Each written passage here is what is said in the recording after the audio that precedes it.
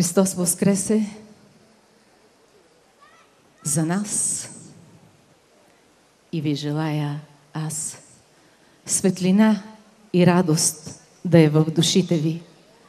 Много любов, оная общочовешката любов, която ни помага по-лесно да посрещаме незгодите житейски.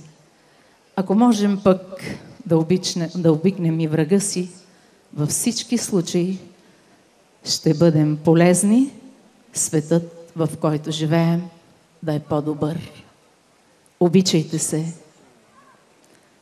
Нека да е светлина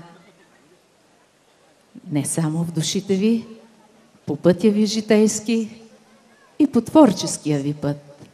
Обичам ви.